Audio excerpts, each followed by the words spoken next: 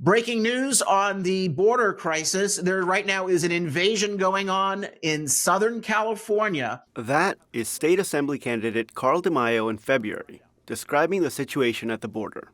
And here is El Cajon Mayor and congressional candidate Bill Wells a month later doing the same thing. What's happening at our southern border is not just a crisis, it's an invasion. They're not alone.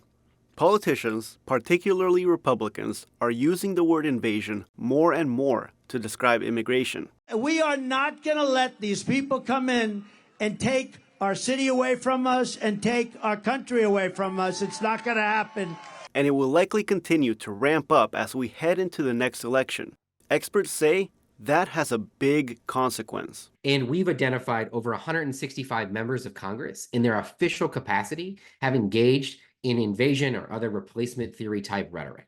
That is Zachary Mueller. He's a senior research director at America's Voice, a pro-immigration advocacy organization. And I think that's really telling and really concerning. Why he is so concerned is because it comes right out of white supremacy ideology. The language of invasion is inexorably tied to this idea around the Great Replacement theory, which has inspired multiple domestic terrorist attacks over the last several years. The Great Replacement theory is a conspiracy claiming that political elites are replacing the voter power of native-born Americans with non-white immigrants. Mueller points out that the gunman who killed 23 people in El Paso in 2019 specifically mentioned a, quote, Hispanic invasion, unquote, as motivation. Mueller says that when high-profile politicians like Donald Trump use invasion rhetoric, they introduce racist ideas to a mainstream audience. Unfortunately and tragically, it lowers the threshold for individuals to hear that, to think there is a real invasion because our elected leaders say that there is, and then that they have hate in their heart and a gun in their hands, and then they act upon that. Wells and DeMaio did not respond to questions. Invasion rhetoric is not limited to the campaign trail. Lawmakers are increasingly adopting this language to push anti-immigrant laws.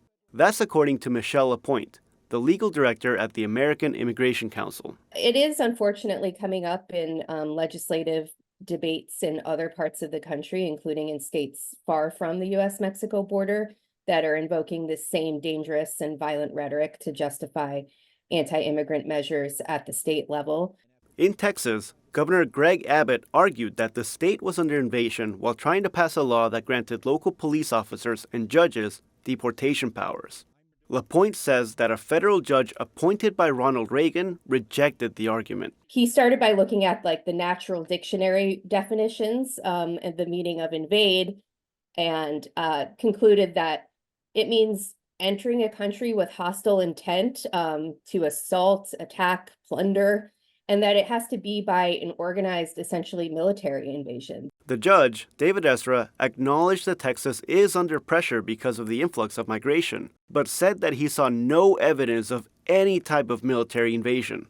Lapointe hopes cases like this one in Texas will shed a light on the inaccuracies of this political narrative. This idea of an invasion, aside from being just factually inaccurate, is an incredibly dangerous way to describe the complex situation at the border and the immigration situation in cities and towns across the United States.